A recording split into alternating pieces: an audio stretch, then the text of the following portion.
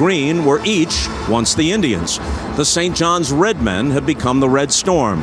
And the Miami of Ohio Redskins, that's right, Redskins, are now the Red Hawks.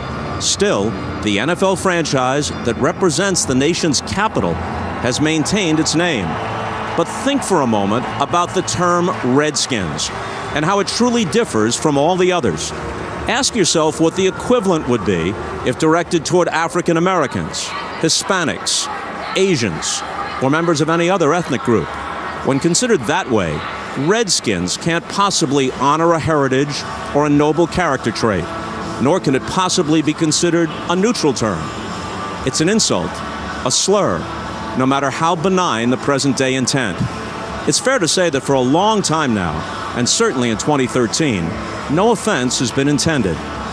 But if you take a step back, isn't it clear to see how offense might legitimately be taken? For more on this topic, including Daniel Snyder's take...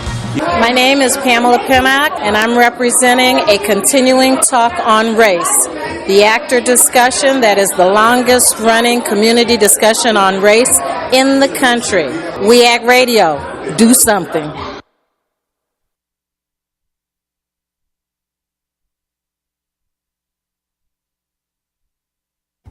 If you're caught with an ounce of cocaine, the chances are good you're going to go to jail. If it happens repeatedly, you may go to jail for the rest of your life. But evidently, if you launder nearly $1 billion for drug cartels and violate our international sanctions, your company pays a fine and you go home and sleep in your own bed at night. Every single individual associated with this. And I think that's fundamentally wrong. Hi, I'm Tom Morello. Some call me the Night Watchman. In the case of Mumia Abu-Jamal is at a crucial stage. Please go to freemumia.com to find out more information about how you can help Mumia Abu-Jamal and other political prisoners. Night Watchman out. Stay tuned to We Act Radio, Washington, D.C.'s only independent radio station. Catch us online at weactradio.com.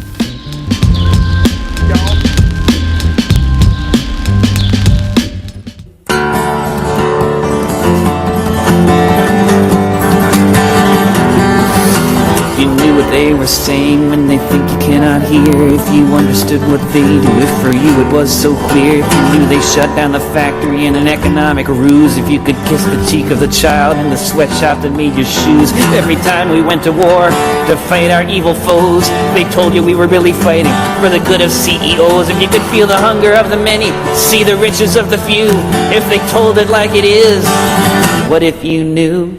You're listening to Clearing the Fog, speaking truth to expose the forces of greed with Margaret Flowers. And Kevin Zeese. Good morning. So before we get into our show today, we're going to talk about an interesting topic. It's on everybody's mind these days, Which one's that?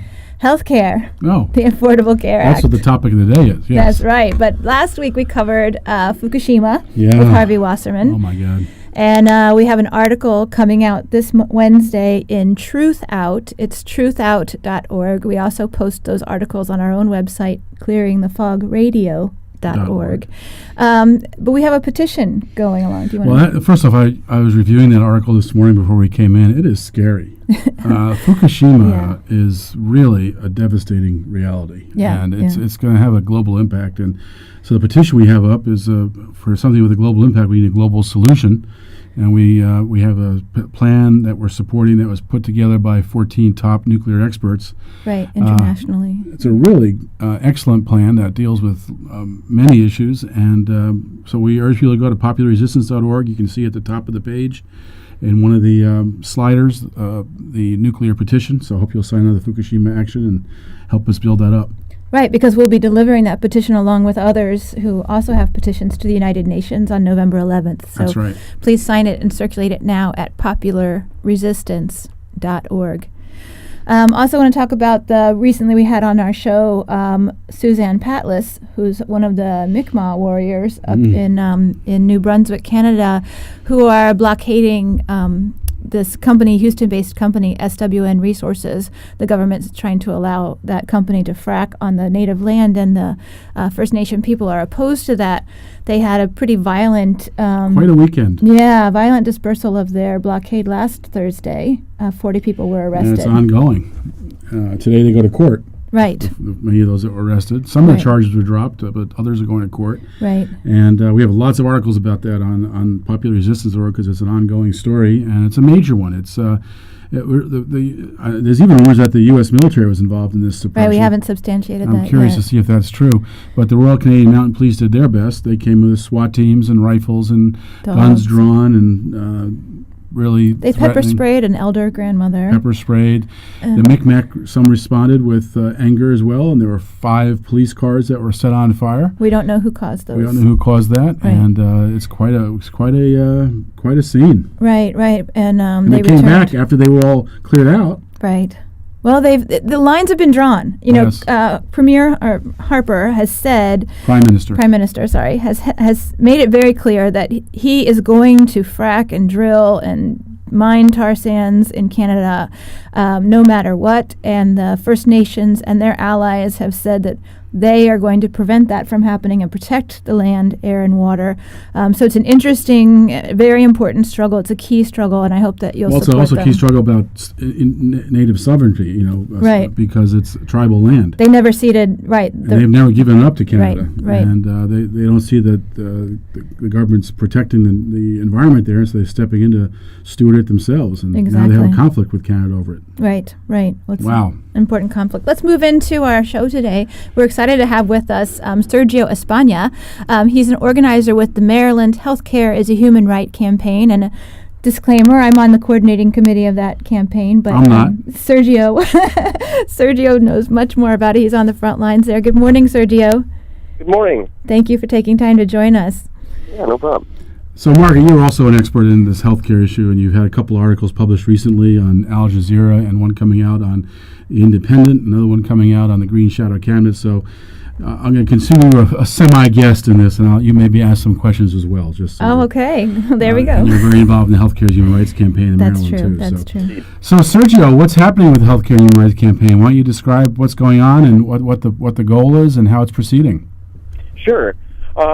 So the Healthcare Human Rights Maryland campaign got started in December of last year as really just as a product of folks just being fed up with the healthcare crisis and being fed up with the type of reform or political debate that we were allowed to have, and how many of us were constantly pushed to the sidelines in terms of just such an incredibly important conversation on how we actually achieve universal health care that covers everybody.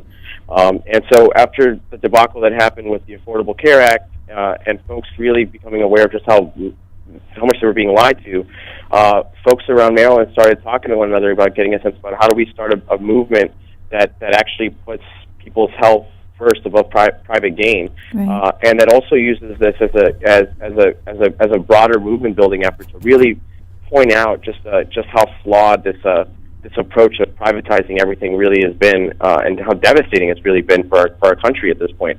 And so since we launched in December, we have chapters in 7 counties right now, in Anne Arundel, Baltimore, Calvert, Carroll, Frederick, Howard, Montgomery, and we're continuing to grow. And in each of these chapters, we have members who are directly affected by the healthcare system. So folks who were insured or are insured yet still had to declare medical bankruptcy because their insurance would only cover 80%, and then they're still stuck with bills of over $30,000. Mm-hmm. Folks who are homeless and would needing urgent care and would only get aspirin, when going to the hospital because no one really they have no concern for them. It's just a wide range. I could keep telling you. Every week we're hearing just horrifying stories. I like the approach that you take, actually, of having these town meetings where you bring people together to discuss their challenges with the healthcare system. I think that's a really good humanizing and solidarity building approach to educating everybody. Yeah, we've been having speak outs all over the state, and they've been really powerful because we have in this room, you have doctors and nurses and uninsured folks all sharing not just how frustrated by pointing out how much they've been hurt by the system and pointing out how immoral the system that puts profit above people's needs actually is. And then folks start, working out not just on sharing these stories, but sharing each other's skills and figuring out how can we do together, what can we do within our community to shape this and to address this issue. We were very much inspired in part by the successful effort in Vermont that built this grassroots movement that, now after they achieved, the first universal health care bill in law in 2011, they're now working on state budget reform and are really having a much deeper, nuanced conversation around the state over the fact that there are fundamental human rights and there are fundamental public goods. And here in Maryland, folks are equally as aware, if not more so. And it's been really inspiring to see folks just really take up this banner and organize, and reaching out to folks at health fairs, students, churches, any community you can think of. Folks are trying to get plugged into this thing. And how's the response been to that? It's funny because we run under the impression that we're going to come off kind of like being leftist people or something pushing for this issue, but the response has been beyond solid. We've done, if people really get this, this is such a obvious moral fault in our broader system that you can talk about it with a wide range of folks. So, we've done, for example, like over 1,000 surveys around the state, asking folks, what are your experiences with healthcare? What are your thoughts on healthcare or on a publicly funded system over paying insurance? And well over 90% of people believe that healthcare is a human right. We've gotten, 86% of Marylanders to say that, to believe that they'd much rather support a publicly funded system than they would support private insurers. And we've been able to build these dialogues across a wide swath of folks. So where we have chapter like human rights dialogue conversations where we have folks who identify as Tea Party or something, with folks who clearly don't, but that are all talking about how our healthcare system is broken and the need to really have the folks who are affected by it be a part of shaping it. And I think that's really key. I think that there's too much politics in our health policy right now. They're ignoring the real health policy, and it's just all about politics, and the people are the ones that are getting left behind in this. So I think you've hit it when you bring these groups together and you just start talking about, okay, what's the reality of the situation? People are still unable to afford health care, even under the quote-unquote Affordable Care Act, and start just talking about, okay, what actually works. I think it does really bring people together. Now, Maryland pretty much embraced the whole insurance exchange approach. Do we know how is that working out in Maryland? Is it off to a great start, or what's happening? Do you know anything about how that's going? Not quite. Yeah. In Maryland, it was touted, especially in the last month before Obamacare got launched, as being like, see, this is going to work out great. Even though the premium rates from the exchanges were going up anywhere between 10 to 25%, which is a pretty significant hike. That's a big hike. And then some. Yeah, especially considering that so many folks who thought that they were going to qualify for subsidies are now, since it's gone live, realize that they'd have to front the whole bill. But apart from just the exorbitant, the extreme costs, it's also been the case that folks haven't even been really allowed to register yet for insurance. There's, I think, around the Baltimore Sun had a report last week saying that nearly maybe 2,000 people had actually been able to enroll. Wow. And this is in a state with nearly 800,000 Marylanders that are uninsured. Right. So that number in no way addresses the issue. What's the number that have enrolled so far? Did you say 200? 2,000. 2,000 out of 800,000 uninsured. Okay, wow. Yeah. Right. So it's and just on a national level, I believe the Affordable Care Act, the folks, they're aiming to get around 7 million people signed up to the exchange in the first 6 months, and they've only been able to get around 470,000 to sign up.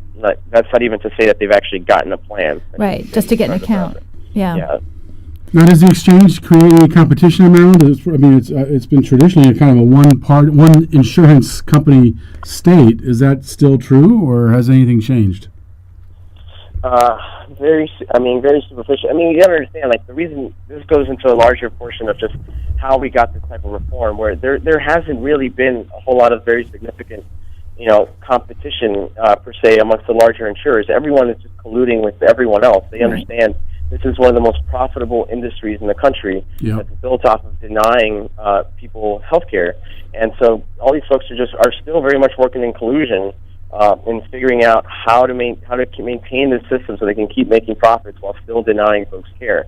Apart from whether or not folks get enrolled, one of the big issues that we're really raising awareness of is the fact that the kinds of coverage that you're going to be getting out of these plans are subpar. Right. You have folks, they straight up are dividing us into platonic classes of gold and silver and bronze level plans depending on what you're able to afford, and that also depends on what kind of coverage you get from getting from 90% coverage, 80% coverage, 70% coverage, 60% coverage. With the majority of folks, as we're seeing right now, are signing up for around silver or bronze plans, which cover like 70 to 60%. But apart from that, you would have to have your monthly premiums, which are averaging a couple $100 if you're young and healthy and everything's working out great, and deductibles of at least $2,000.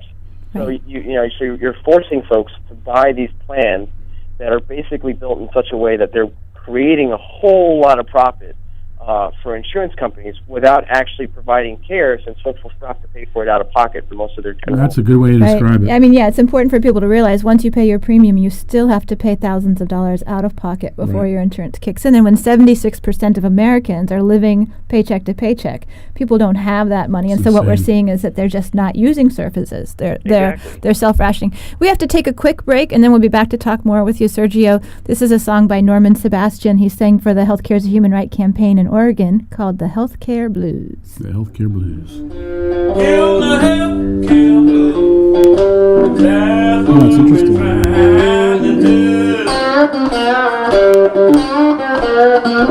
Kill the healthcare blues. It's up to me and you.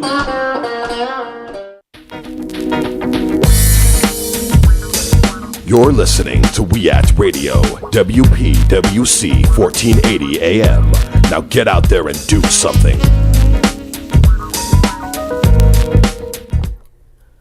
On Friday, October 25th, the Bill of Rights Defense Committee will hold a training on identifying allies and building strong coalitions from 2 to 5 p.m.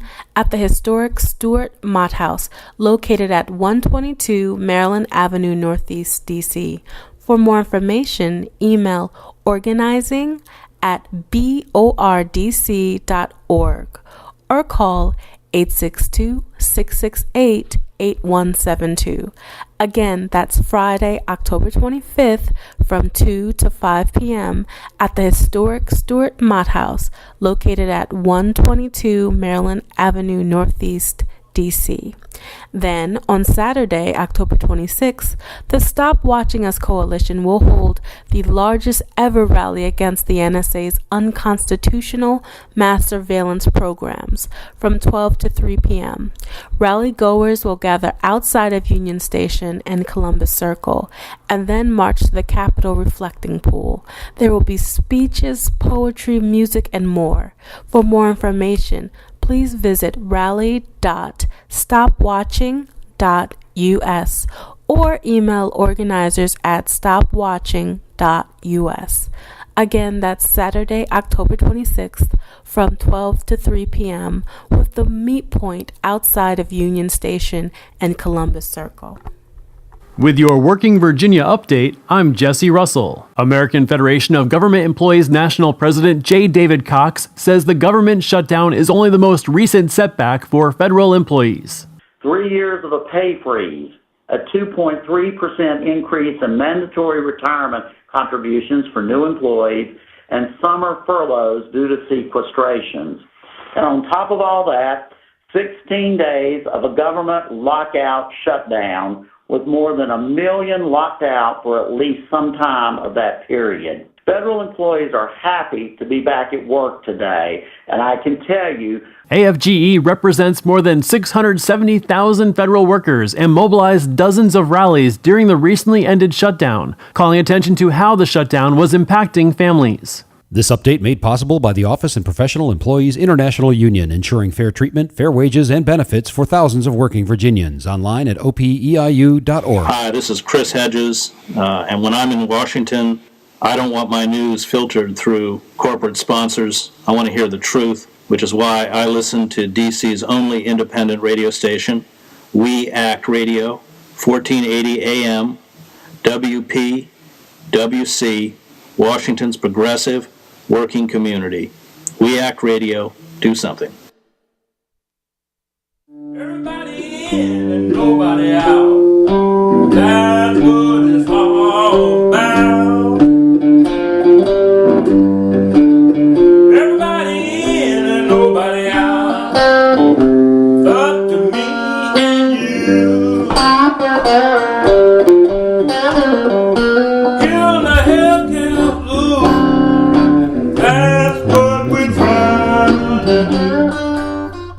You're listening to Clearing the Fog, speaking truth to expose the forces of greed with Margaret Flowers. And Kevin Zeese. And our guest is Sergio Espana. He's the organizer of the Maryland Healthcare is a Human Right campaign. You know, Sergio, one thing you said in the first segment that I wanted to probe a little bit, a lot of healthcare groups, in fact the big ones, especially Healthcare Now and Physicians for the National Health Program, are finding that it's hard to talk about Obamacare honestly, that because they have some Democrats in their groups and they, at the local level, their activists work with partisan Democrats. If they tell the truth about Obamacare, they get attacked. They get marginalized. They get separated from the other activists. But you were talking about how it was easy to discuss these issues. Why do you think that is? Because Maryland is such a Democrat state, you'd expect it to be even more partisan than most. Yeah, but healthcare is such a nonpartisan issue fundamentally. At the end of the day, like, it doesn't matter what shade you vote with in terms of what your health outcomes are going to be.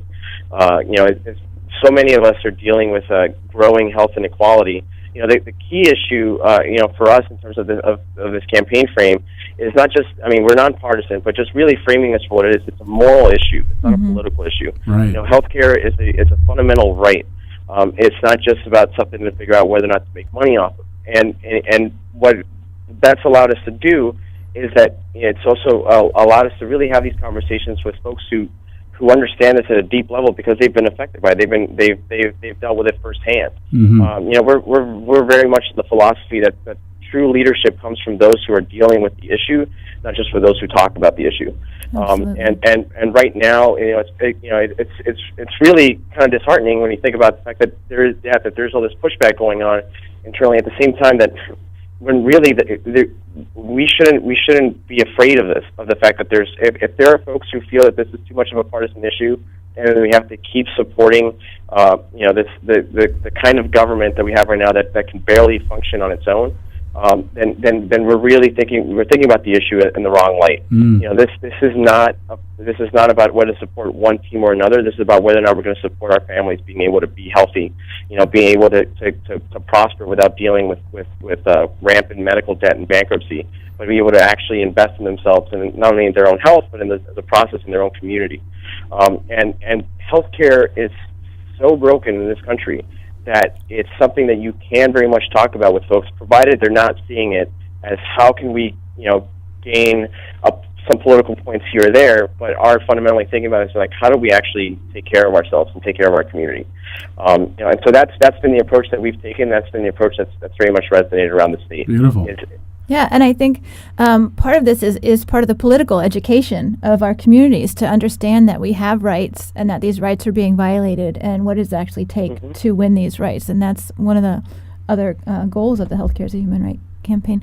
So, Sergio, will you tell us about the first statewide Healthcare is a Human Right March coming up this Saturday? Yeah, we're having our first Healthcare Justice March this Saturday, October 26th, from 2 to 5 p.m., starting at the Creative Alliance Theater in Baltimore, which is at 3134 Eastern Avenue. And basically what we're doing is we're having folks come in from all over the state. So all the different, county chapters are bringing in themselves and their friends and family members, and we're having folks from all around the city here in Baltimore as well who have been affected by the issue. And we're going to be doing a little bit of street theater and a march. We're going to be led by a local marching band here in West Baltimore. And the aim is to do a play or do some sort of street theater to really raise awareness about the fact that Marylanders understand the enormous shortcomings of the Affordable Care Act, and then understand that we're not going to get true universal health care until we actually start coming together and fight for our rights rather than waiting for someone at the top to say whether or not we can have these crumbs. We're also going to be doing this by marching on Care First, which is the largest insurer in the state.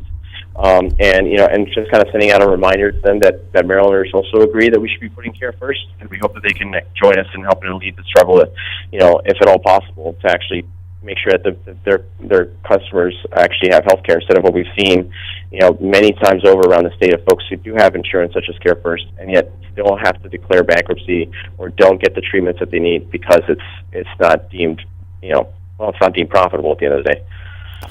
Yeah, CareFirst has been able to get away with quite a lot in this state, raising premiums by 25, 40%. There was a study done in 2004 that showed that they just, at 1 out of every 5 claims that came in that was a perfectly legitimate claim that they should have paid, they just tossed in the trash. And it's typical behavior. Right. Well, that's what you get when you have a market-based commodity system. Exactly. So, so the march sounds very exciting, and the rally. We hope people will join us at the Creative Alliance at 2 p.m. on Saturday to spread the word about the Healthcare for Human Rights campaign. I will be there. Will I be there? You'll be there. I'll be there. We'll be there. All right. It's the place to be.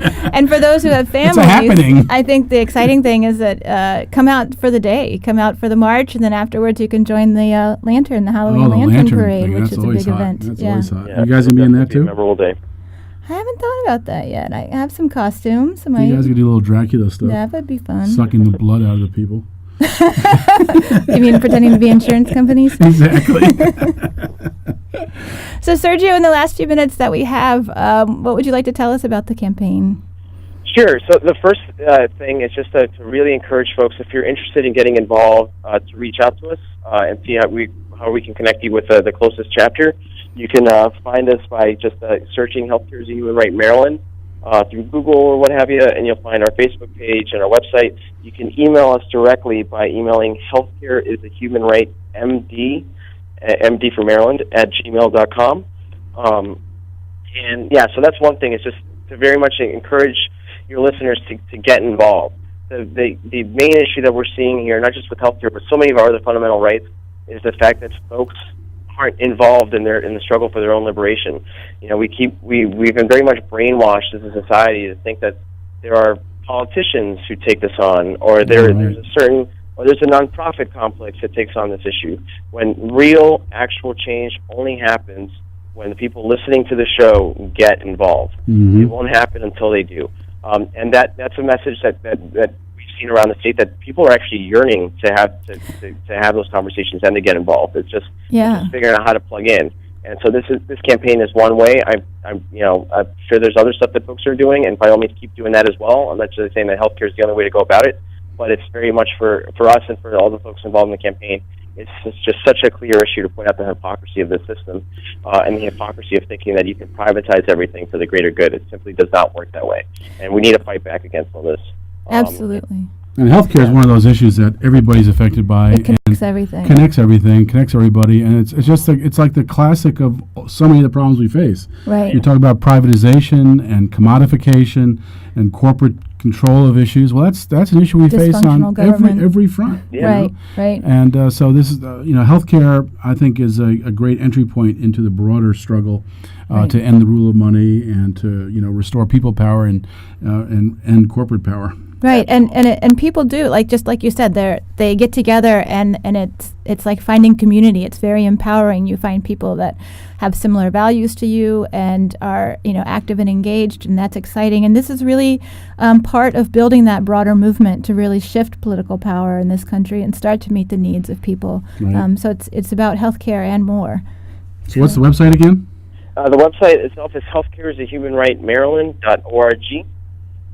Healthcare is a human right, Maryland.org. Is that Maryland, M-A-R-Y or M-D? M-A-R-Y-L-A. That's a long URL. It's a long URL. You guys it's tough to do a Twitter with that one.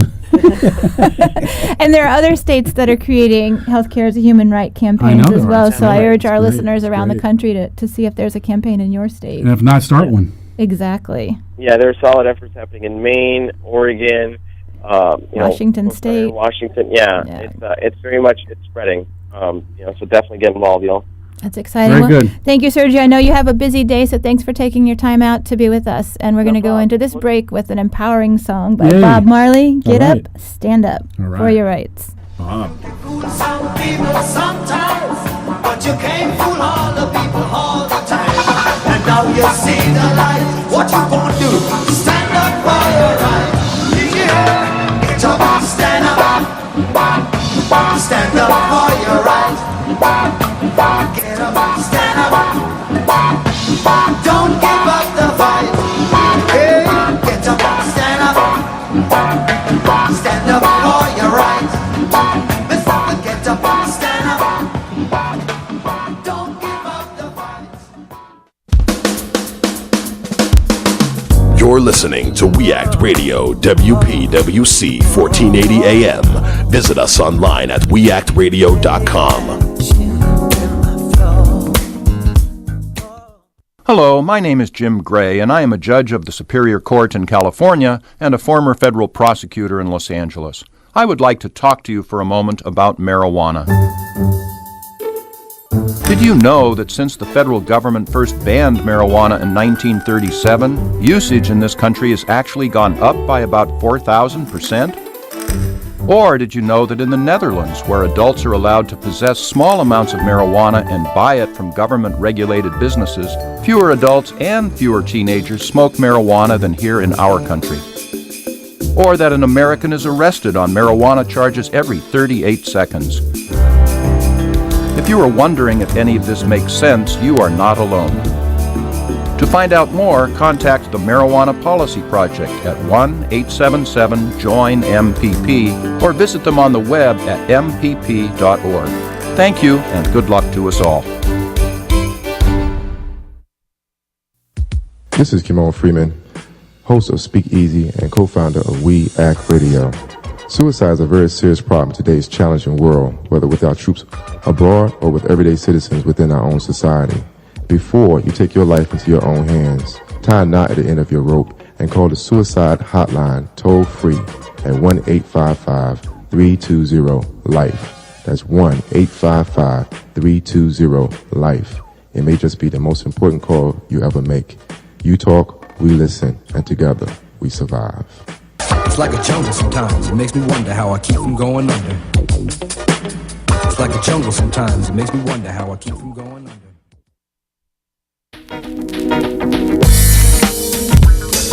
You're listening to We Act Radio, WPWC 1480 AM. Now get out there and do something.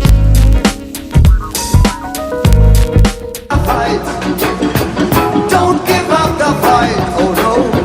Don't give up the fight. Why? 'Cause I never give up the fight. 'Cause I never give up the fight. 'Cause I never give up the fight. 'Cause I never give up the fight. Woyo, woyo, woyo, woyo, yo. Woyo, woyo, yo, yo, yo. You're listening to Clearing the Fog, speaking truth to expose the forces of greed with Margaret Flowers. And Kevin Zeese. We're talking about healthcare. Healthcare, a big issue these days, and a big issue for many years that's not been dealt with very well. Yeah, there have been efforts for a long time in this country. We're definitely not giving up the fight. The people know what they want, they're just not getting it. Right. So, despite the Affordable Care Act, the so-called Affordable Care Act, the struggle for real health care continues, and we're excited to have with us our next guest, who is Russell Mokhiber. He's the corporate crime reporter and the director of Single Payer Action, and we also have to say that he's a member of the Baucus 8, of which we are Some we've worked with before. Exactly. And continue to work with.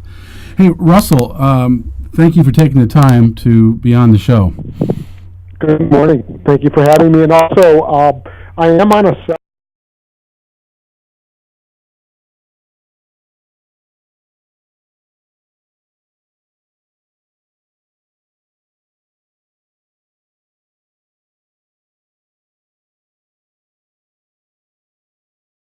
You and your family, I know that for every family in this country, I'm sure for yours, insurance is a challenging problem. How's it working out in West Virginia? Have you tried to get onto Obamacare and the ACA, and is it improving things for you?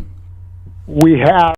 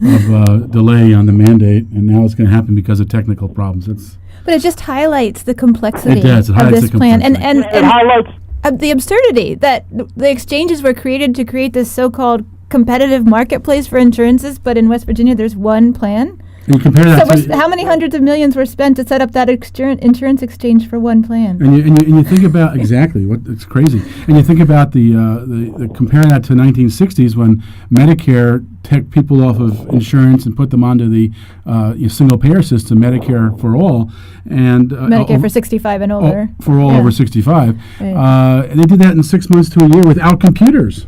Yeah. and as Stephanie Wilhandler puts it, they did it on index cards. Exactly.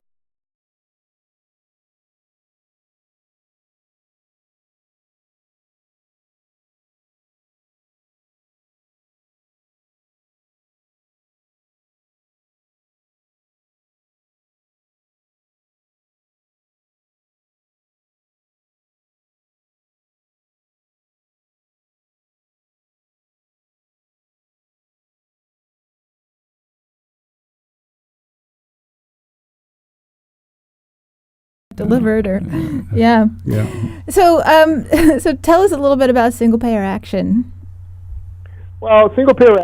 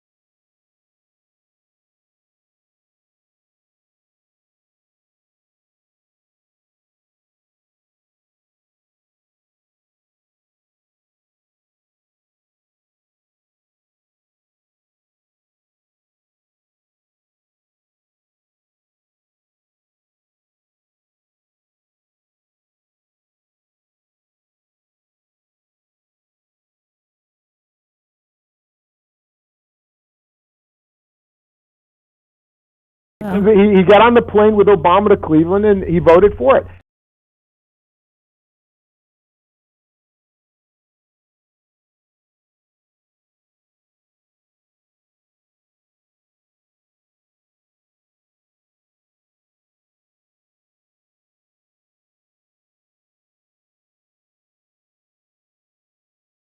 That's who support Obamacare. That's what he thinks the hardliners are. But I totally agree with you. He was talking about the Progressive Caucus. Exactly. He was talking about the Progressive Caucus. Well, yeah. And they haven't really I wouldn't stood call up them for hardliners anything. on anything. Yeah. Yeah. If Yeah. I wrote about this on our singlepayeraction.org blog.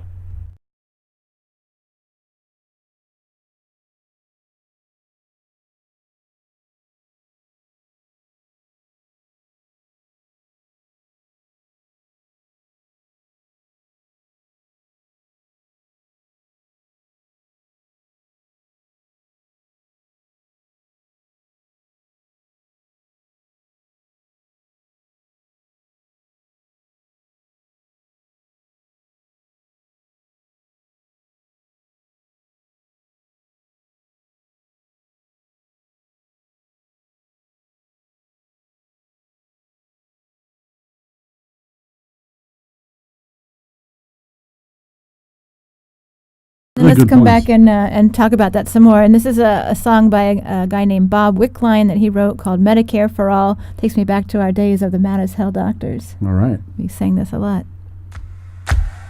Medicare for all, because healthcare is a right. Medicare for all, time the U.S. saw the light.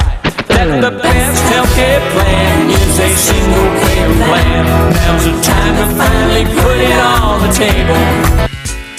You're listening to WPWC, We Act Radio, 1480 AM, weactradio.com.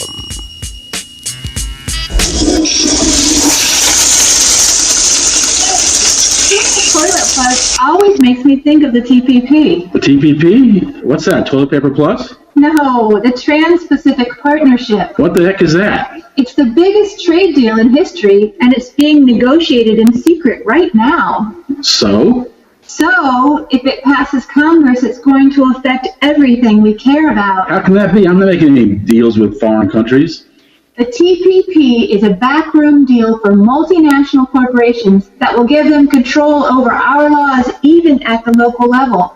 It will make food less safe, allow corporations to pollute more, raise the cost of medications, take away our internet freedom, ship more jobs overseas, and more. Wow, I want to know more about that. What can we do about it? Go to flushthetpp.org and take the pledge. Stop the Trans-Pacific Partnership. What do I have to do? There's something for everyone to do. Talk to your neighbors about it, march and rally, hand out information, be part of the Fair Trade Brigade in Congress, and more. That sounds like fun. It is fun, but this is serious work. The TPP will give greater power to big corporations to profit with impunity, but we can stop them. Okay, I can do that. I'm going to go to flushthetpp.org right now. My name is Pamela Pimack, and I'm representing a continuing talk on race, the actor discussion that is the longest running community discussion on race in the country. We Act Radio, do something.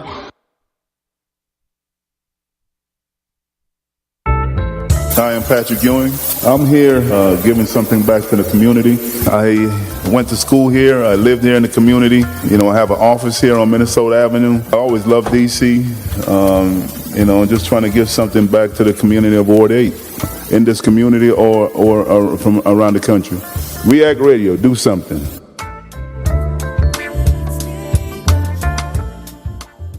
Insurance and big drug wanna kill healthcare reform, my friend. Their shock and awe campaign of fractured facts will never end. They want your benefits to benefit their Wall Street friends. So we pay through the nose for the CEOs and corporate dividends. Listening to Clearing the Fog, Speaking Truth to Expose the Forces of Greed with Margaret Flowers. And Kevin Zeese. And our guest right now is Russell Mokhiber of SinglePayerAction.org. And we're talking about healthcare.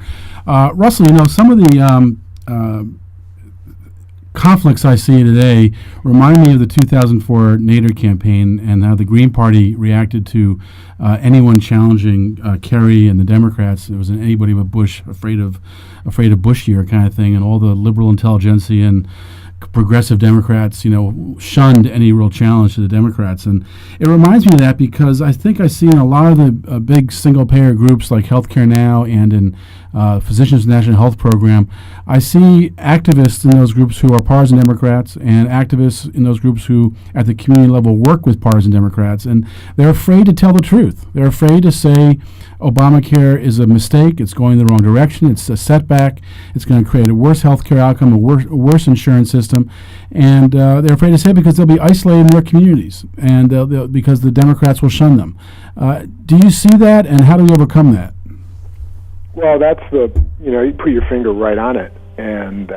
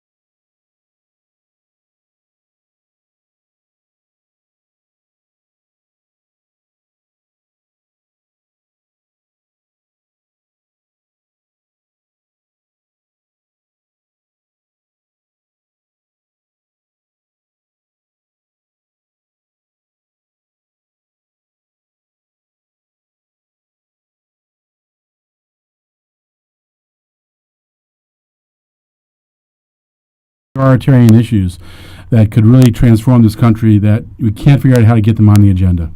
yeah, absolutely. And so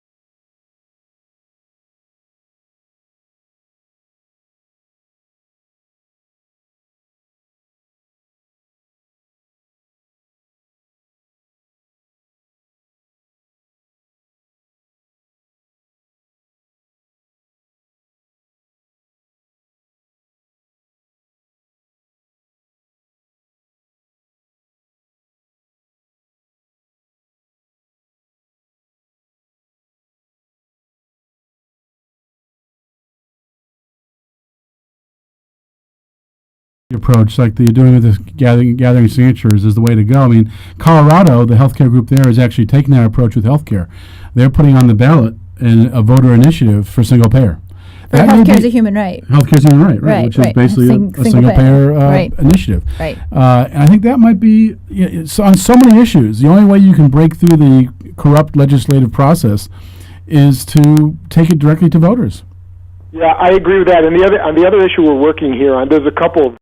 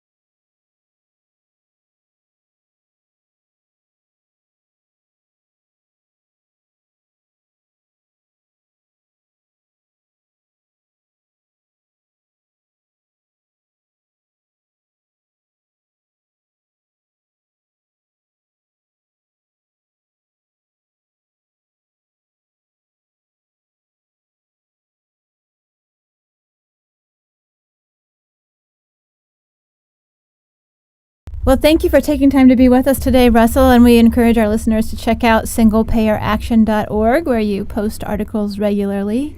And we want to thank our producer today, Kimon Freeman. Do you want to talk about what's happening? Well, Kimon is being the host of the big rally this Saturday, the Stop Watching Us rally against mass spying. Starts Saturday at noon at Union Station, and then they'll go up to the reflecting pool in front of the Capitol and have a rally there, and Kimon will be the MC of that. He's a great MC, by the way. But anyway, he has lots of experience in MCing. And so we appreciate Kimon for not only his engineering today, but also for his work on moving issues forward, and looking forward to this Saturday. Great, and so we'll go out with Junkyard Empire's We Want. The people organized Can build the kind of future we want.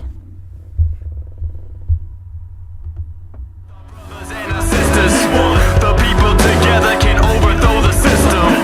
We got the love, uplift our brothers and our sisters. The people organized can build the kind of future we want. This is Margaret Flowers. And I'm Kevin Zeese. Join us every Monday morning at 11 a.m. for Clearing the Fog. Speaking truth to expose the forces of greed. Start the week with your eyes open. The fog. The forces of greed that spin news stories for the benefit of the 1%. Each week, we feature guests who are working to expose these truths and offer real solutions to the current crises we face. Knowledge is power, and with knowledge, you will be empowered to act to shift the power to the people. Monday mornings at 11 a.m. on weactradio.com or 1480 a.m. We Act Radio, powered by Ethical Electric. Do something.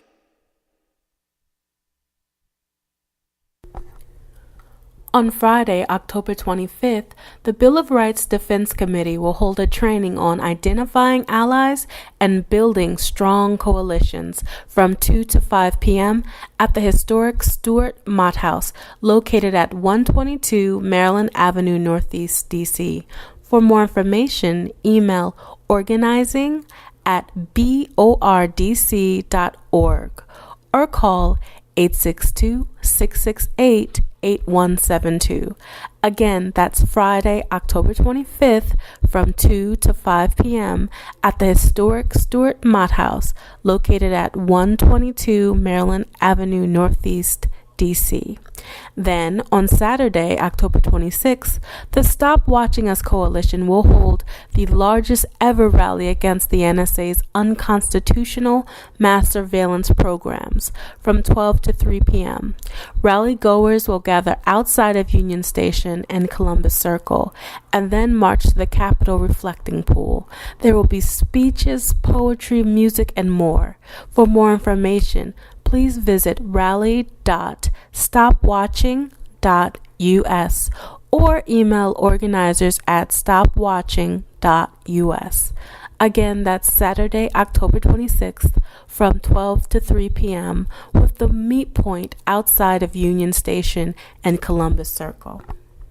With your Working Virginia update, I'm Jesse Russell. American Federation of Government Employees National President J. David Cox says the government shutdown is only the most recent setback for federal employees.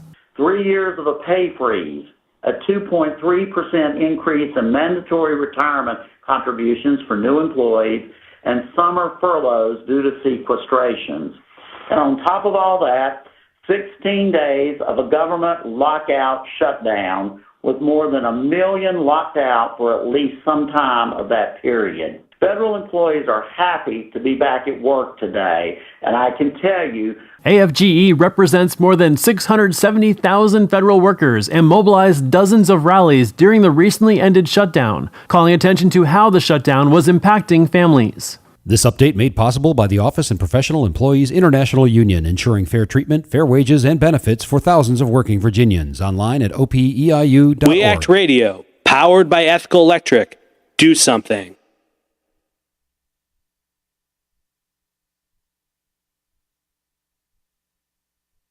In the United States. So we want it to expand beyond AFSCME so that all of our other affiliates know about it, and non-unionized workers, because they're going to be impacted as well. In other news, the head of the unit investigating possible wrongdoing in the sale of the headquarters of the Congress of South African Unions, COSATU, has been assassinated. Lawrence Mokhiber was shot dead while he was preparing the report he was scheduled to present next month.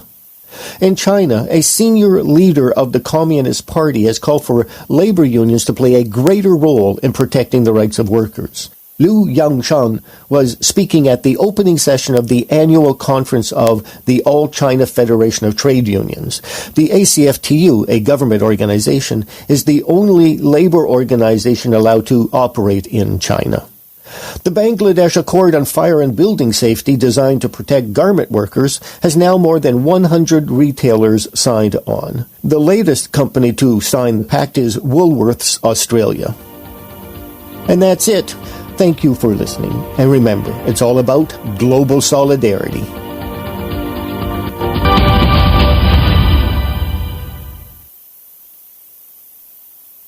You're listening to The Union Edge, Labor's Talk Radio. For more information about the show, go to theunionedge.com. This is Radio Labor. Hello, I'm Mark Boulanger. The modern-day definition of slavery is whether or not the worker has the freedom to leave the job. If they are forced to work for an employer because of violence, debt, bondage, confiscation of travel documents, or other means, then they are slaves. By this definition, there are thousands of slaves building the facilities for the 2022 World Cup of Football in Qatar, a small, very rich country in the Gulf states. Recently, the Building and Woodworkers International sent a delegation to Qatar to investigate the conditions of the migrant workers in the country. There are more than 1 million migrant workers in Qatar. The BWI represents 330 unions with 12 million members. I talked to Ambit Yusen about the situation in Qatar. Mr. Yusen is the General Secretary of BWI. I began my conversation with him by asking who was in the delegation sent to Qatar and who they met with. We have 16 people delegation from Germany, France, Norway, Sweden, Holland, Belgium, Philippines, India, and Switzerland. So these are trade unionists, and they are as well health and safety experts. Some have expertise in inspections, and some are presidents and general secretaries of the unions. We, of course, approached the labor ministry. We were met by the deputy labor ministry.